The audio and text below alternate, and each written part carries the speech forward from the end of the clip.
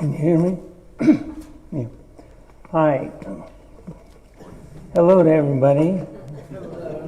And James is out of town, so I'm filling in for him. You'll be very happy to have him back, and so will I.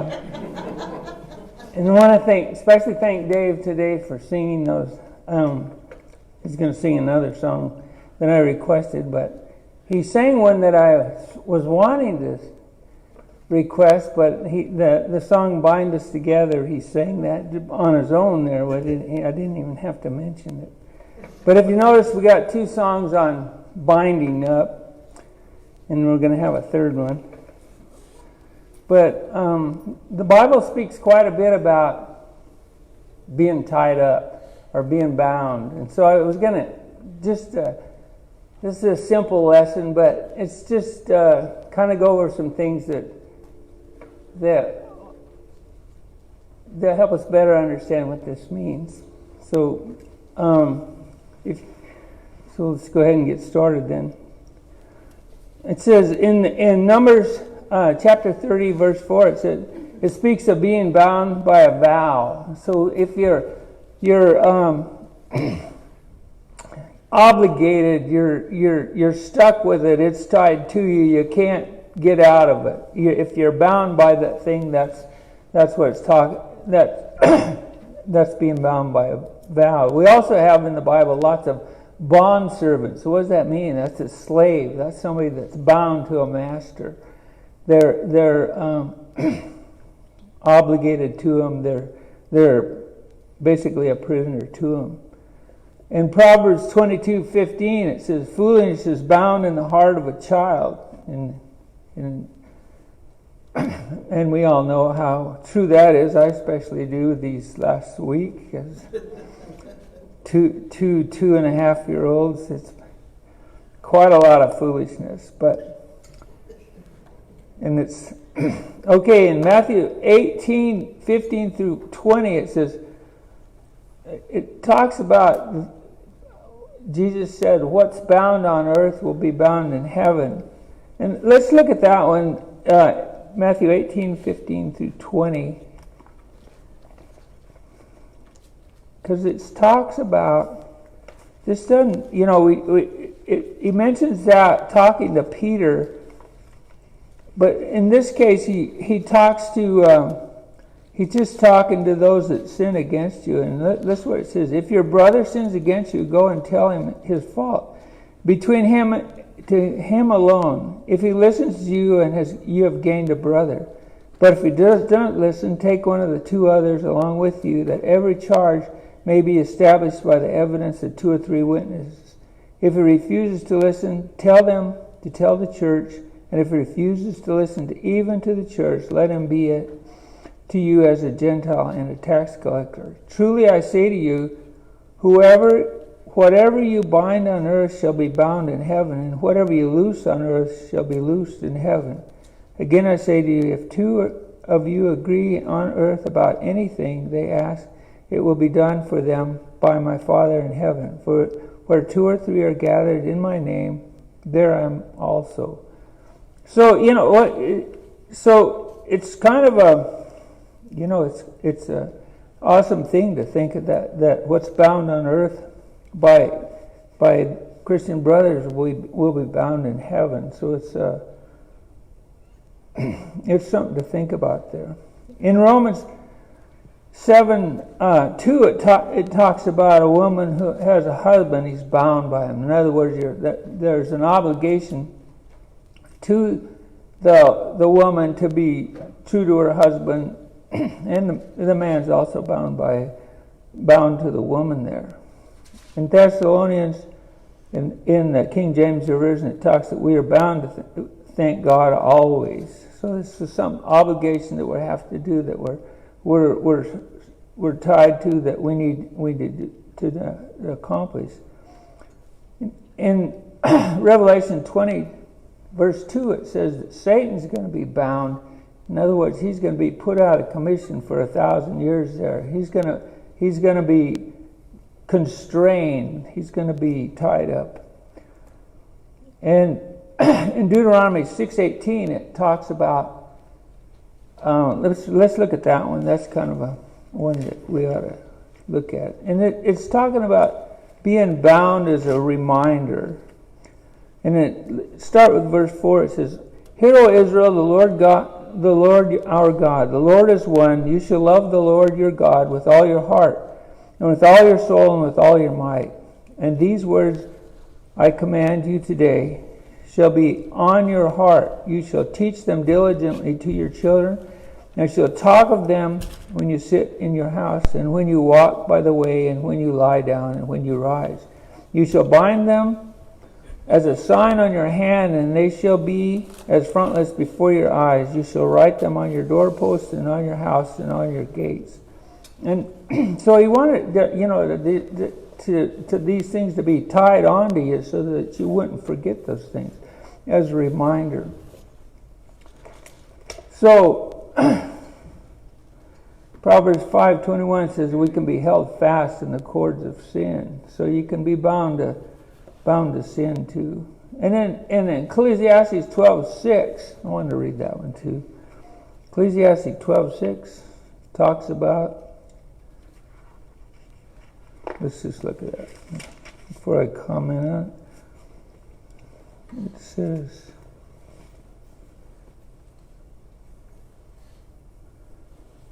okay, let me start up a little bit. It talks about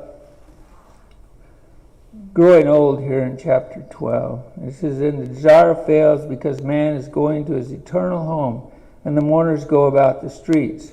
And the 12:6 says, "Before the silver cord is snapped, or the golden bowl is broken, or the pitcher is scattered at the fountain, or the wheel broken at the cistern, and the dust returns to the earth as it was, and the spirit returns to God who gave it."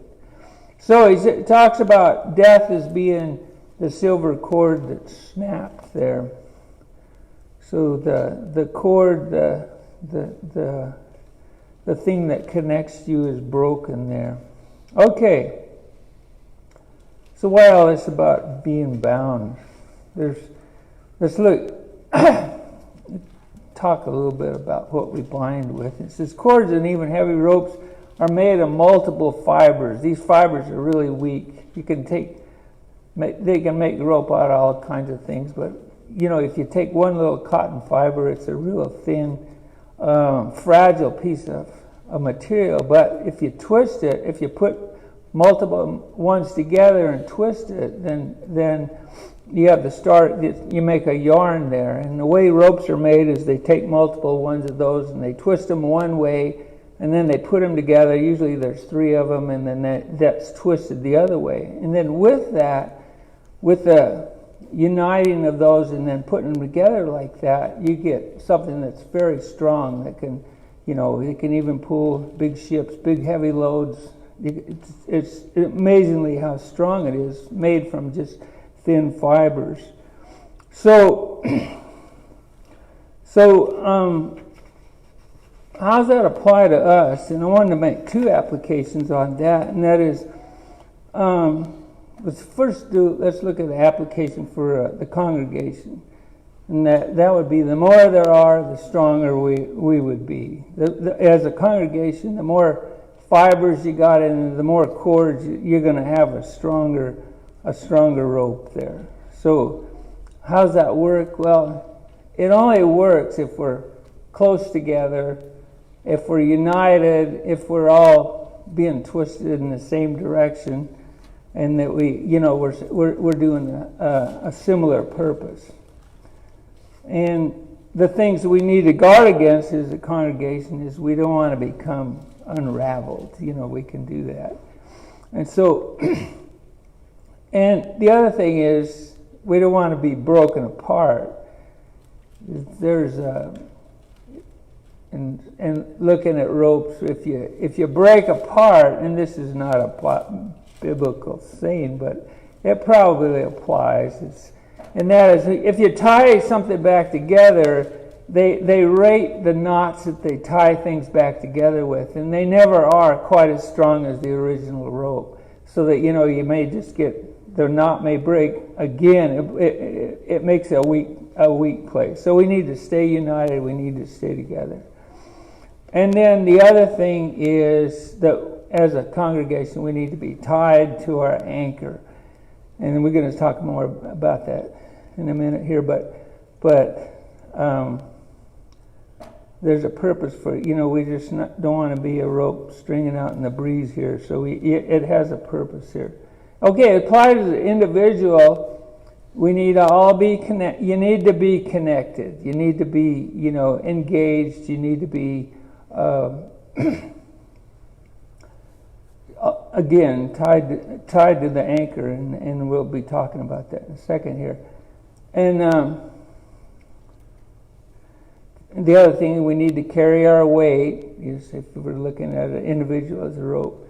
And then the other thing is, and this is really important, and that is that if a rope has a defect in it, as soon as when you put it to the test of pulling something, no matter how good the rope is all along, when you get to that defect, that's where the thing is going to come apart.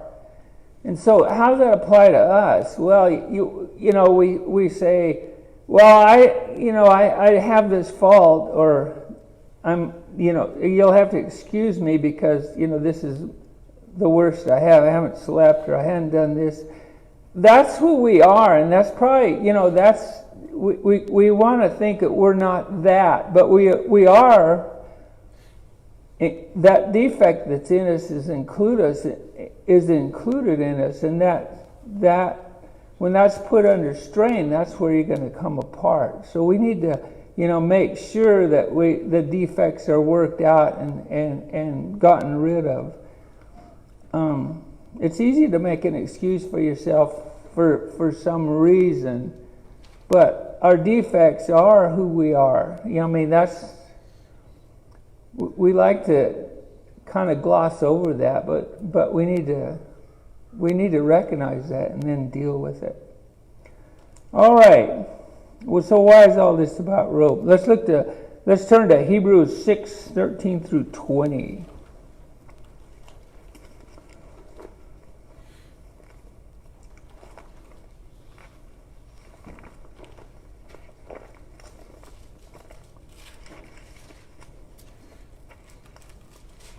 Oh, excuse me.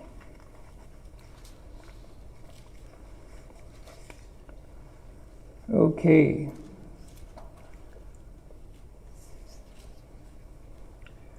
So Hebrews 6:13 through 20, it says, "For when God made a promise to Abraham, since he had no other greater by whom to swear, he swore by himself, saying, Surely I will bless you and multiply you. And thus Abraham, having patiently waited, obtained the promise. For people swear by something greater than themselves, and in all their disputes an oath is a final for confirmation. So when God desired to show more convincingly to the heirs of the promise the unchanging character of his purpose, he guaranteed it with an oath. So that by two unchangeable things in which it is impossible for God to lie, we have fled for refuge, might have strong encouragement to hold fast to the hope set before us. We have this as a sure and steadfast anchor of the soul, a hope that enters into the inner place behind the curtain, where Jesus has gone as a forerunner on our behalf, having become a high priest forever after the order of Melchizedek." So it talks about, what God did for us and the hope that we have. That's our anchor. And what's an anchor? An anchor is totally worthless unless it's connected to something. You secure the boat from drifting away by attaching a line or a rope or a chain to the anchor, and that keeps the thing from pulling apart. The anchor is only as good as the rope. So God says that's our anchor. We have to make the connection, and we have to secure ourselves to the rope. We're the ones that can break away. The anchor's there. And so,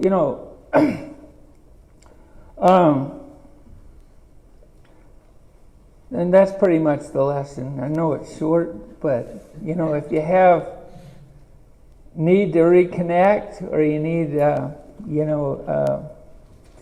think about how to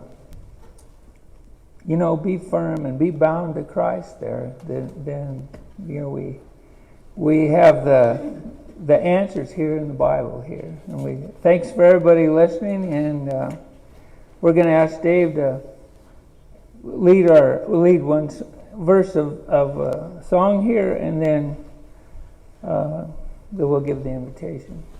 You stand, Rich.